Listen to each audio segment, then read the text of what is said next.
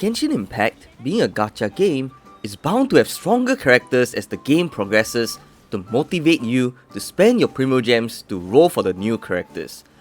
However, there are some special characters who have somehow stood the test of time and are still must-haves or must-builds for the many team comps today. Let me share more. If you'd like to see more of such videos, do consider subscribing and helping us to get to our goal of 10,000 subscribers. Thank you so much! Xiangling is a 4-star pyro character released all the way back in version 1.0. What makes Xiangling so good even today is mainly for two reasons.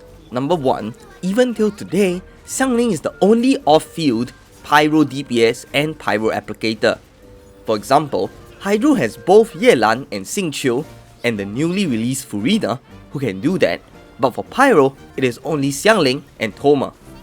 Thoma unfortunately doesn't apply as much pyro as you would like, which leads to Xiangling as the current best and only one. Even all the other 5-star pyro characters released so far are all DPSs. Number 2, you may often hear people joke about circle impact, where characters only get buffed or deal damage in a circle. Xiangling's burst is unique that it can snapshot, meaning you will inherit all buffs at the point the burst is activated.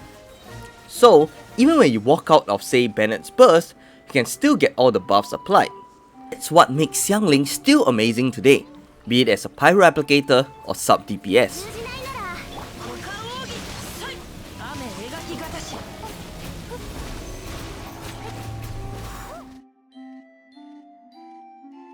Come on, you guys saw this coming. With Bennett, his main feature is his elemental burst, which can heal and provide an attack buff to the teammate in his burst. Whenever you're doing a damage showcase, Bennett is almost always in it.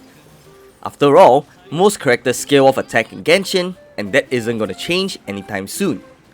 While indeed, Bennett's utility has been slightly reduced in two ways.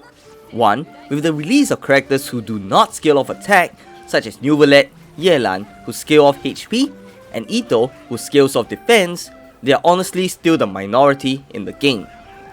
2.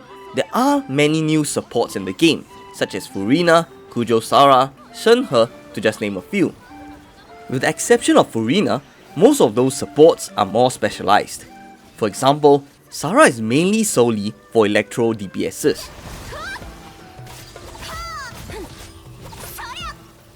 With the release of Furina, Bennett still remains strong rather than being overshadowed by Furina. Instead, he pairs well with her together in the same team. What's more, unlike Furina's burst that takes time to get up to 75% damage boost, Bennett's is instantaneous. This amazing buffing capabilities with healing makes Bennett remain as one of the best buffers even today.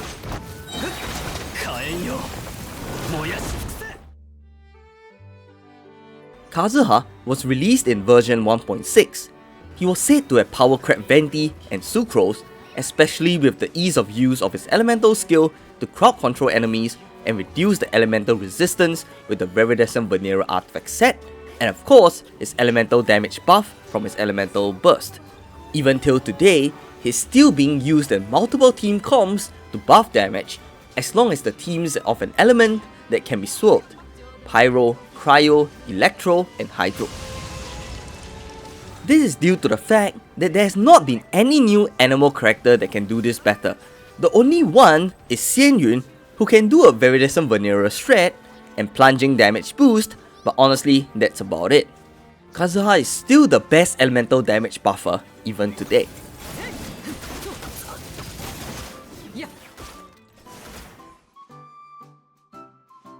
Fischl is one of the few off-field Electro applicators in the game, with the others being Raiden Shogun, Kuki Shinobu, and Peito. Kuki's and Raiden's elemental skills are mainly used for Hyper Bloom, as they both don't apply Electro as frequently with their elemental skill. As for Peito, hers is harder to activate as you need to use her burst to apply Electro. As such, Fischl is the only one since version 1.0 that can still easily activate Electro with her elemental skill and only get better with her constellation. Of course, she got even better after the release of Dendro, which can activate aggravates even more frequently and easily due to Ascension 4 talent. Obviously, it goes without saying that the Archons in Genshin would not be POWERCREPT, as they all fill a very unique and specific role. They are called Archons for a reason, after all. Yes, even Venti. Didn't I say that Venti was POWERCREPT by Kazuha though? Yes, Kazuha is better than Venti in terms of elemental damage buff, but Venti was honestly never meant to be that kind of buffer. Instead, when you look at his kit, he's supposed to be a crowd controller on smaller enemies. Up till today, he's still the only character in the game that can control smaller enemies and make them immobilized in his burst while you deal damage with your DPS. Being a version 1.0 character, it makes him still especially viable on the lower floors of the Abyss, mainly floors 11 when there is a monolith to defend.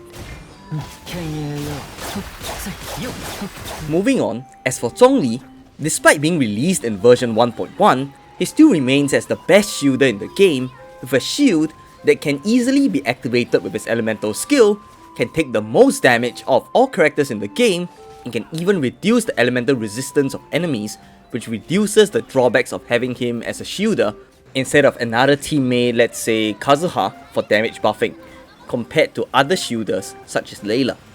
As for the Raiden Shogun, there are no other characters other than the Electro Traveler, who is essentially a dumbed down version of a kid who can be a battery in the game as good as her. Even till today, Raiden is the only one who can easily charge up the team's entire elemental burst while also dealing damage herself. In Genshin, usually it's one or the other. For instance, if I want to build Bennett as a pyro battery, I will give him more ER substats or weapons, which would reduce his overall damage output. Not Raiden though, who literally scales off energy recharge. For Nahida, she's still the best Dendro applicator today and almost vital on any Dendro teams that you would like to build. It's literally whereby you will lose damage if you don't use Nahida. But why? This is mainly due to an elemental skill that has only a 5-second cooldown and will connect multiple enemies together and continually apply Dendro and deal damage as long as a Dendro related reaction is triggered. Of course, this is a lot more versatile than any other Dendro character out there.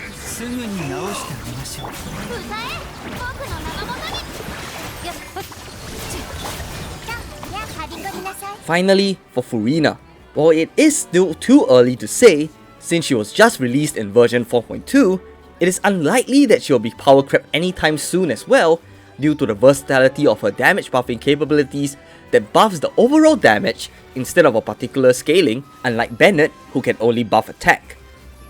With that, we've come to the end of today's video. Do you agree with my picks? If you have any other characters you think were not POWERCREPT that I failed to mention, please write them down in the comment section below. Once again, thank you so much for watching and see you next time. Bye bye! If you'd like to see which standard banner character is the most worth it to build, please click the video on the right. If you would like to see other Genshin Impact videos that I've made, please click the playlist on the left. Once again, thank you so much for watching and see you next time. Bye bye!